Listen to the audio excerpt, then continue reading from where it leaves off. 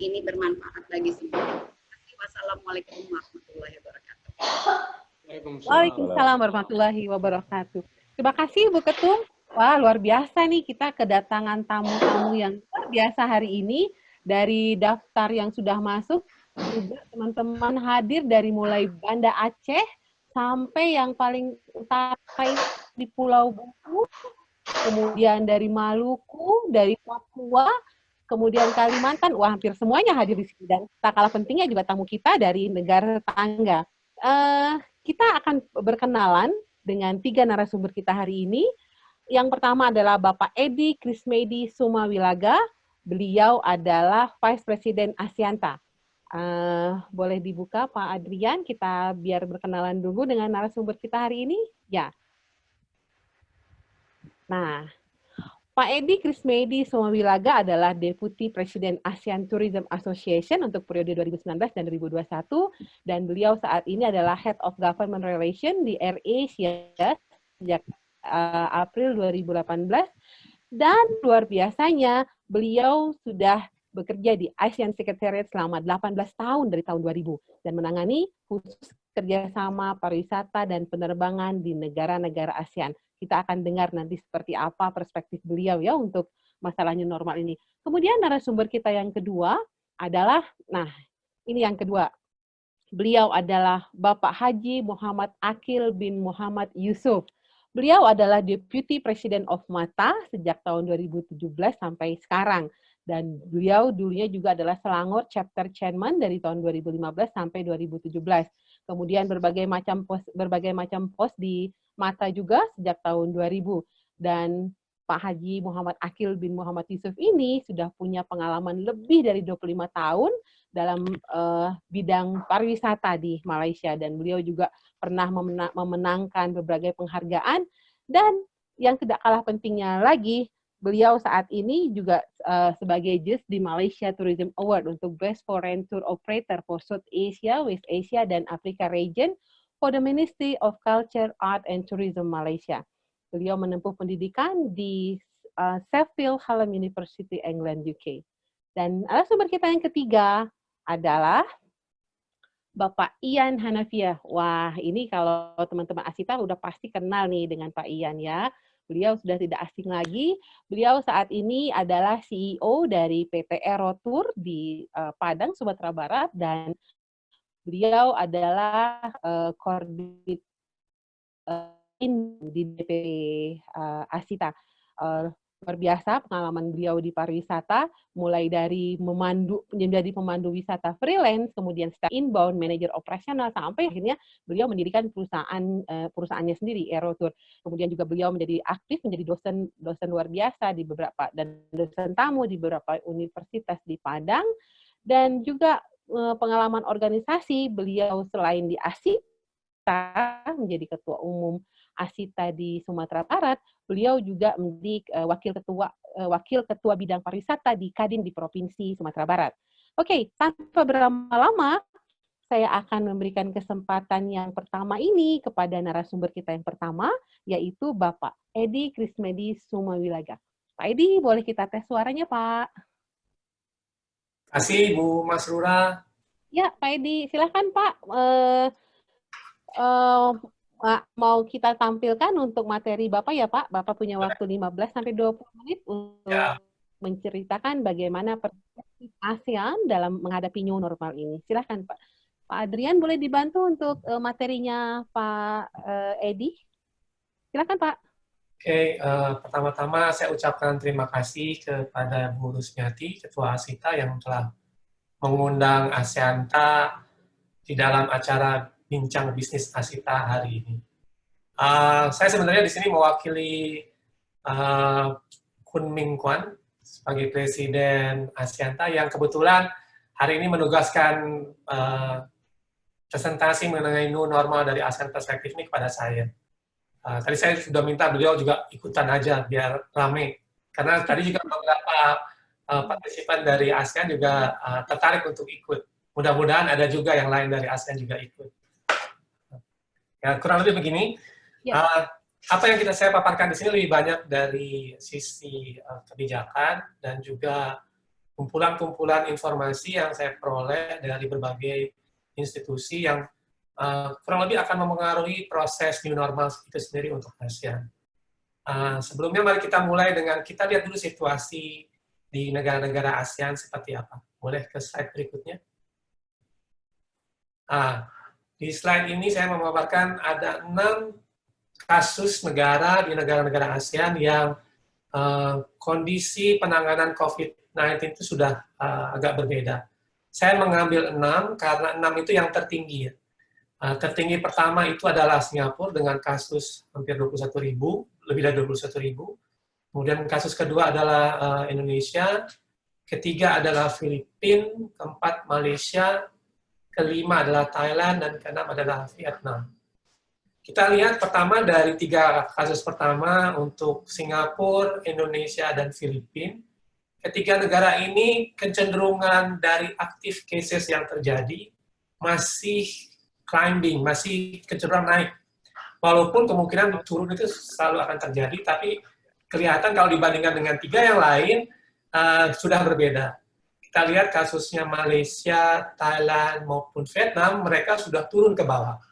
Dan juga dari jumlah sisi kasus, walaupun turun ke bawah juga berbeda-beda. Kasusnya misalnya di Malaysia, per hari kemarin, aktif kasusnya sudah di kisaran 1.600 atau 1.700.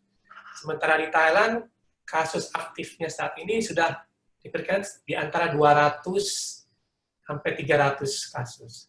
Sementara Vietnam jauh lebih di bawah lagi, sudah kasus yang sekarang dihadapi oleh Vietnam di kisaran antara 50 hingga 55 kasus. Cukup sedikit, dan memang total kasus Vietnam ini juga cukup sedikit, dari total kasus hanya 288, dan Vietnam harus diacungkan jempol karena mereka berhasil hingga saat ini menangani COVID-19 ini dengan tanpa kematian. Jadi cukup sukses. Dan dari sini kita bisa melihat bahwa proses recovery nantinya akan berbeda-beda. Beberapa negara ASEAN akan lebih cepat untuk melakukan proses recovery dibandingkan beberapa negara ASEAN yang lain. Sementara 4 negara lain seperti Laos, Myanmar, Kamboja, maupun Brunei, jumlah kasusnya relatif sedikit.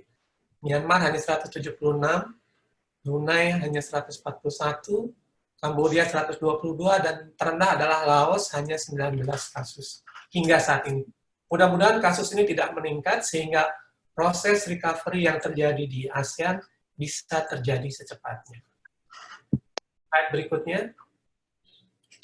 Dari penanganan COVID-19 ini, hampir seluruh negara di dunia melakukan restriksi pembatasan atau penutupan pintu masuk, terutama untuk wisatawan-wisatawan mancanegara.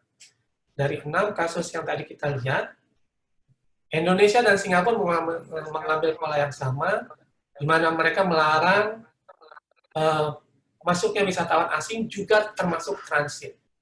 Sementara Malaysia dan Vietnam hanya melakukan pelarangan masuk, tapi melakukan transit masih dibolehkan. Sementara Filipina dan Thailand, mereka melakukan pelarangan total untuk menutup seluruh penerbangan berjadwal, internasional maupun domestik.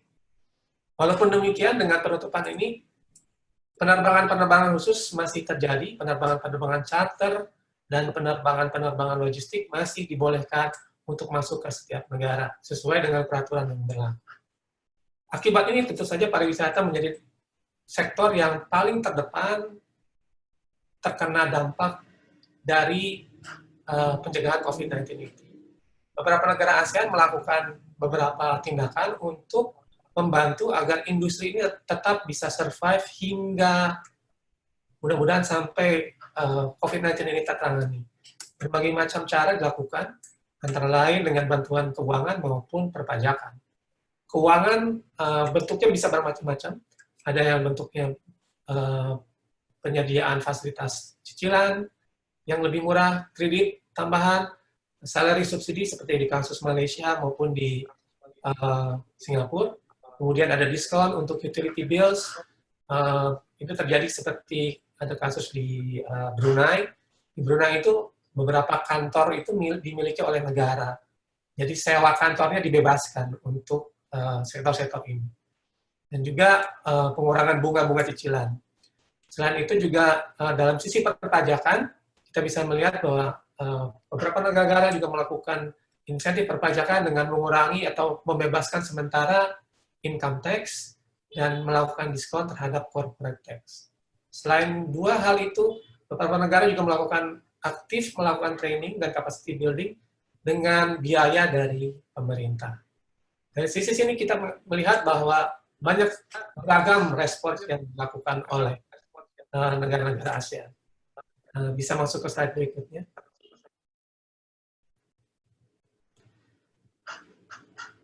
Menteri-menteri pariwisata ASEAN termasuk menteri-menteri yang melakukan respon cepat terhadap penanganan COVID-19 secara grup. Mereka baru-baru ini melakukan special meeting antara Menteri Pariwisata melalui video conference yang dilaksanakan pada tanggal 30 April yang lalu. Kesepakatan-kesepakatan yang diciptakan dari pertemuan ini antara lain strengthening exchange of information, kemudian kolaborasi yang lebih kuat dengan sektor kesehatan, imigrasi, dan transportasi yang memang akan mendukung proses recovery nanti. Dan selain itu, sharing best practices, penyiapan COVID-19 recovery plan juga merupakan agenda yang dibahas oleh para menteri. Diharapkan, saya sendiri berharap bahwa terutama untuk COVID-19 recovery plan bisa cepat dikeluarkan karena tadi beberapa negara ASEAN akan lebih dulu untuk siap, sementara yang lain akan mengikuti. Dan apabila recovery plan ini cukup disiapkan pada saat awal, akan sangat membantu negara-negara ASEAN untuk turut menyiapkan atau turut mengantisipasi hal-hal apa yang bisa dilakukan untuk menghadapi atau untuk ikut serta dalam proses recovery plan ini. Diskusi lain mencakup insentif dan stimulus maupun kerjasama dengan dialog partner. Nanti kita lihat apa saja bentuk kerjasama dari dialog partner ini. Slide berikutnya. Nah, dari sini sebetulnya, walaupun pembatasan, perbatasan dilakukan, perjalanan-perjalanan lokal maupun mungkin di bulan April untuk kasus Indonesia masih ada perjalanan domestik, tetap terjadi. Dan untuk melakukan itu, pencegahan-pencegahan terhadap penyebaran COVID-19 telah dilakukan. Dan beberapa travel key measure yang dilakukan oleh, baik sekarang oleh masyarakat sesuai anjuran pemerintah, sudah diterapkan di lapangan. Dan ini kemungkinan besar akan terus terjadi hingga proses recovery ini penuh atau komplit. Walaupun sebenarnya saya sendiri agak sangsi komplit itu akan terjadi. Karena prosesnya yang masih akan membutuhkan waktu cukup lama. Contoh-contoh yang sudah kita pahami, physical distancing, penggunaan masker, kesadaran untuk kebersihan yang lebih tinggi, kemudian temperature check, adanya keharusan untuk sekarang, terutama untuk penerbangan-penerbangan repatriasi, atau untuk kasus Indonesia mungkin penerbangan-penerbangan spesial yang mengangkut repatriasi tenaga kerja diharuskan untuk melakukan self quarantine selama 14 hari. Itu juga jadi suatu keperluan yang memang harus dipenuhi. Kemudian ya sudah pasti health declaration menjadi satu keharusan, dan beberapa kasus utama seperti sekarang, terutama untuk kasus Indonesia, pengharusan untuk menggunakan COVID-19 test itu sudah menjadi kewajiban, terutama dalam masa penerbangan di antara larangan mudik yang berlaku dari mulai kemarin dari tanggal 4 April hingga tanggal 31 Mei. Dan inilah menjadi sesuatu yang normal yang baru yang memang akan selalu diadaptasi sesuai dengan situasi dan kondisi yang berlaku dalam penanganan COVID-19. Slide berikutnya. Dari sisi proyeksi dari UNW itu, kita, saya sendiri begitu baca ini baru keluar kemarin tanggal 7, cukup khawatir melihat dampak yang ditimbulkan, terutama dari sisi dampak dari penurunan wisatawan mancanegara di dunia. Prediksi UNWTO akibat COVID-19 berkisar antara 60 hingga 80% penurunannya. Dan ini bergantung pada kapan recovery proses itu akan mulai berlangsung. di 3 bulan pertama dari mulai Januari hingga Maret, penurunan sudah terasa hingga 22%. Dan khususnya di Asia Pasifik, penurunan itu jauh lebih dirasakan hingga mencapai minus 35%. Mengapa ini terjadi? Faktor utamanya karena sumber key source market untuk Asia Pasifik berada di Asia Pasifik itu sendiri. Dalam hal ini saya sebutkan seperti kasusnya mungkin yang paling besar adalah Cina dan mungkin India. Sehingga penurunan ini dirasakan paling tinggi untuk Asia Pasifik. Nah, untuk mengantisipasi ini, proses recovery, UNWTO sudah mencanangkan 3 skenario proses recovery yang bergantung pada kapan proses pembukaan perbatasan itu akan berlangsung. Skenario pertama adalah apabila proses pembukaan skenario dilakukan di bulan Juli. Walaupun di bulan Juli, impact yang dirasakan tetap cukup tinggi. Penurunan adalah minus 58% dibandingkan year on year pada bulan yang sama dengan tahun 2019. September apalagi di Desember. Kita berharap proses recovery ini bisa berlangsung cepat sehingga proses penurunan yang terjadi tidak terlalu besar. Namun demikian kita harus antisipasi juga bahwa kondisi ini kemungkinan yang akan terjadi secara dunia. Walaupun kasus individual akan berbeda-beda. Slide berikutnya. UNWTO pada saat melakukan barometer yang terakhir, melakukan interview terhadap beberapa expert.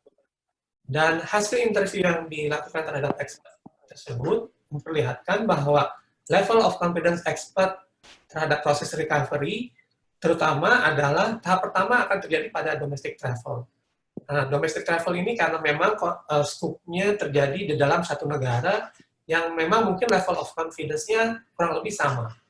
Dan ini memang sudah terjadi seperti pada kasus di Cina minggu lalu maupun di Korea. Tapi pembukaan domestic travel ini tidak serta-merta aman walaupun kondisinya terkontrol, tetap saja menimbulkan dampak negatif terhadap proses pencegahan COVID-19 ini. Dari tahapan kedua, expert memperkirakan bahwa international travel baru akan muncul di sebagian besar, terutama adalah di bulan Oktober maupun Desember.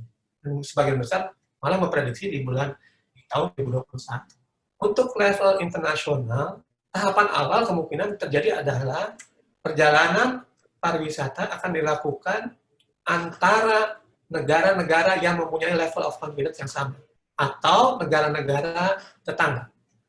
Ini salah satu contoh yang bisa kita lihat apa yang dinyatakan oleh Singapura. Jelas kita melihat bahwa Singapura sangat bergantung terhadap kunjungan wisatawan internasional. Mereka wisatawan domestik ini karena negara kecil dia hanya itu aja. Singapura sudah bersiap-siap untuk melakukan komitmen untuk melakukan fasilitasi travel terhadap Australia, Kanada, Korea, dan New Zealand. Nah, harusnya ini terjadi di ASEAN lebih dulu.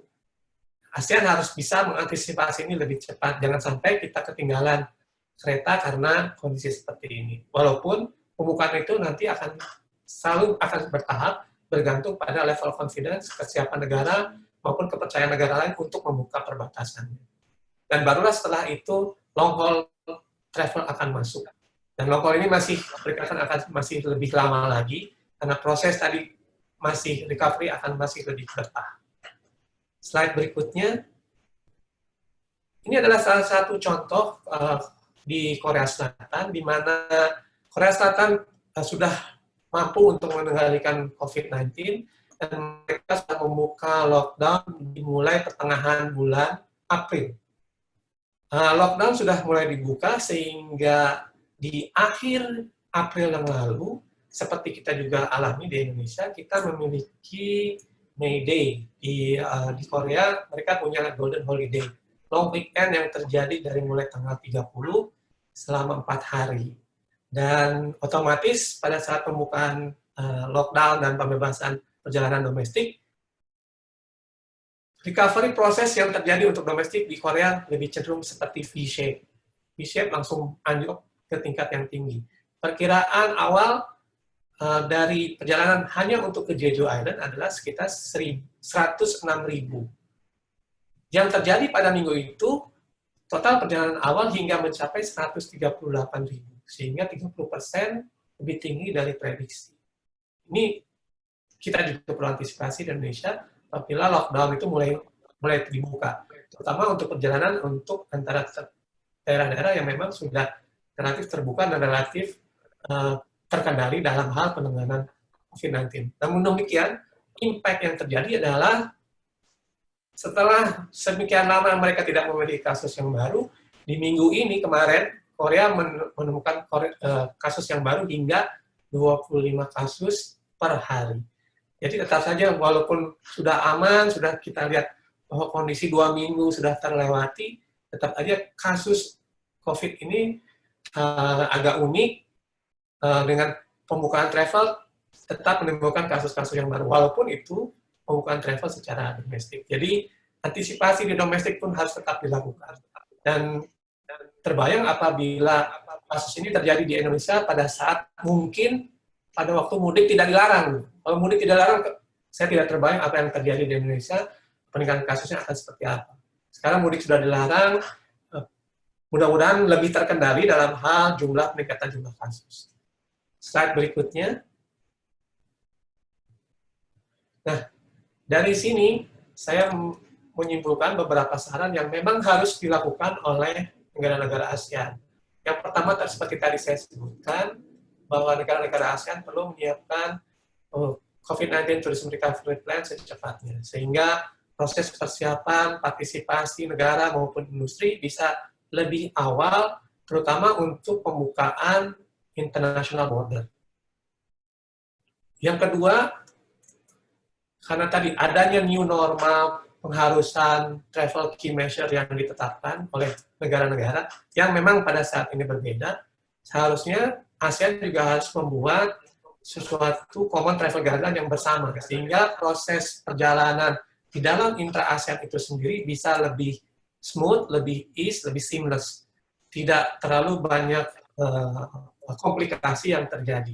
Walaupun sekarang di penerbangan hal ini juga terjadi, requirement dari setiap negara itu semuanya sepertinya beda-beda, dan itu menjadi tantangan yang tersendiri untuk kita hadapi.